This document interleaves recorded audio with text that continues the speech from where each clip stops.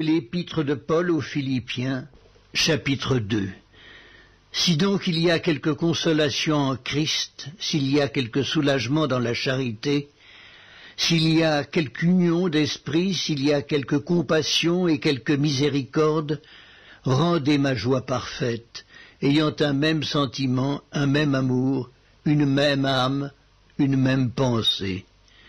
Ne faites rien par esprit de parti ou par vaine gloire, mais que l'humilité vous fasse regarder les autres comme étant au-dessus de vous-même. Que chacun de vous, au lieu de considérer ses propres intérêts, considère aussi ceux des autres.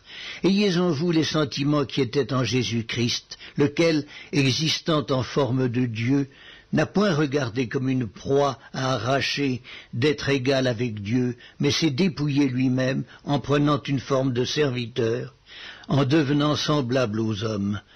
Et ayant paru comme un simple homme, il s'est humilié lui-même, se rendant obéissant jusqu'à la mort, même jusqu'à la mort de la croix.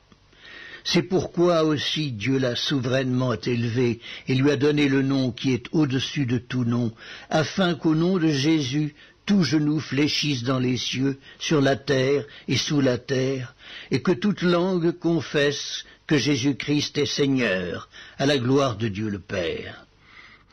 Ainsi, mes bien-aimés, comme vous avez toujours obéi, travaillez à votre salut avec crainte et tremblement, non seulement comme en ma présence, mais bien plus encore maintenant que je suis absent. Car c'est Dieu qui produit en vous le vouloir et le faire, selon son bon plaisir. Faites toutes choses sans murmure ni hésitation, afin que vous soyez irréprochables et purs, des enfants de Dieu irrépréhensibles, au milieu d'une génération perverse et corrompue, parmi laquelle vous brillez comme des flambeaux dans le monde, portant la parole de vie. Et je pourrais me glorifier au jour de Christ de n'avoir pas couru en vain ni travaillé en vain.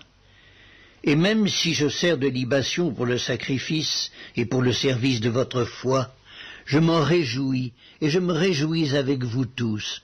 Vous aussi, réjouissez-vous de même, et réjouissez-vous avec moi. J'espère dans le Seigneur Jésus vous envoyer bientôt Timothée, afin d'être encouragé moi-même en apprenant ce qui vous concerne. Car je n'ai personne ici qui partage mes sentiments pour prendre sincèrement à cœur votre situation. Tous, en effet, cherchent leurs propres intérêts et non ceux de Jésus-Christ. Vous savez qu'il a été mis à l'épreuve en se consacrant au service de l'Évangile avec moi, comme un enfant avec son père. J'espère donc vous l'envoyer dès que j'apercevrai l'issue de l'état où je suis. Et j'ai cette confiance dans le Seigneur que moi-même aussi j'irai bientôt. J'ai estimé nécessaire de vous envoyer mon frère Épaphrodite, mon compagnon d'œuvre et de combat, par qui vous m'avez fait parvenir de quoi pourvoir à mes besoins. Car il désirait vous voir tous, et il était fort en peine de ce que vous aviez appris sa maladie. Il a été malade, en effet, et tout près de la mort. Mais Dieu a eu pitié de lui, et non seulement de lui, mais aussi de moi, afin que je n'eusse pas tristesse sur tristesse. Je l'ai donc envoyé avec d'autant plus d'empressement, afin que vous vous réjouissiez de le revoir, et que je sois moi-même moins triste. Recevez le don dans le Seigneur avec une joie entière, et honorez de tels hommes, car c'est pour l'œuvre de Christ qu'il a été près de la mort, ayant exposé sa vie afin de suppléer à votre absence dans le service que vous me rendiez.